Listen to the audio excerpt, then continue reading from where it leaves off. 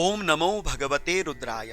5 नवंबर कार्तिक पूर्णिमा दिन याद कर लीजिएगा।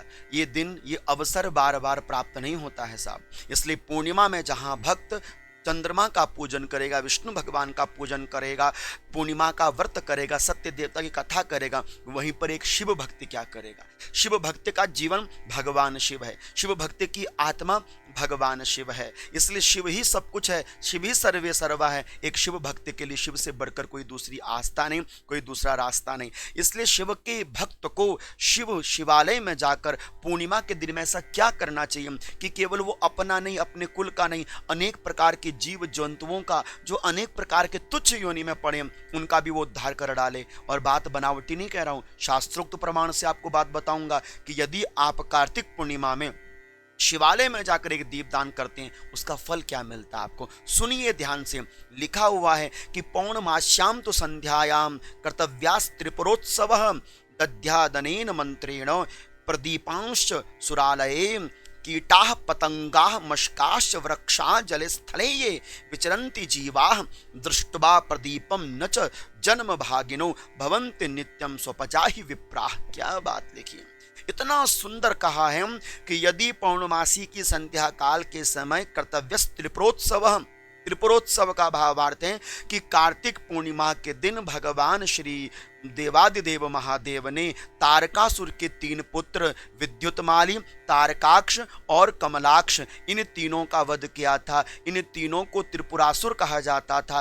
त्रिपुरासुर वध करने के कारण भगवान शिव का नाम त्रिपुरारी पड़ा था। इसलिए कार्तिक पूर्णिमा के दिन तीनों का वध किया था। तो शास्त्र कहता है कि कार्तिक पूर्णिमा के दिन जो त्रिपुरोत्सव मनाता है, अर्थात शिवालय में जाकर बाबा को पहले जल चढ़ाता है, शिव नाम का उच्चारण करता है और संध्या काल के समय प्यारा सा एक दीपदान शिवालय में करके आता।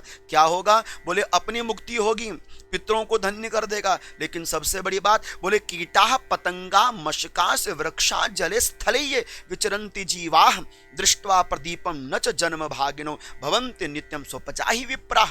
कितनी सुंदर बात है, लिख दिया है कि जो भी जीव जंतु आपके उस दीप को देख लेते हैं, जो आपने दीप शिवालय में जाकर दान किया था, उस दीप का दर्शन करने से, बोले कोई कीट है, पतंग है, मच्छर है, वृक्ष है, जलस्थल में कोई भी विचरने वाला प्राणी यदि उस शिवालय में जलते हुए दीप का दर्शन कर ले तो बोले उसका पुनर्जन्म नहीं होता और वह स्वपच योनि से तरकर मानो कि विप्र समान ब्राह्मण के तुल्य हो जाता है। इतना श्रेष्ठ फल है पूर्णिमा में शिवालय में जाकर दीपदान करने का, तो चूकना क्यों है। शास्त्र कह रहे हैं कि कार्तिके पूर्णिमायाम तु यह कुर्यात दीपदानकम स याति शिवलोकम वे त्रिपुर दहनम स्मरन। त्रिपुरासुर अर्थात हे त्रिपुरारी, हे देवादिदेव, हे महादेव, आपके सानिध्य में मैं यह दीपदान कर रहा हूं, उद्धार करना बाबा। बस उस दीपदान का जो दर्शन करके जाएगा वह मुक्त है, वह धन्य है, बिना कहे महादेव कल्याण कर देते हैं। इसलिए मैं कहा करता हूं, पिता के हाथ से कन्यादान और भक्त के हाथ से शिव शिवालय में दीपदान बड़े भाग्य से प्राप्त होता है।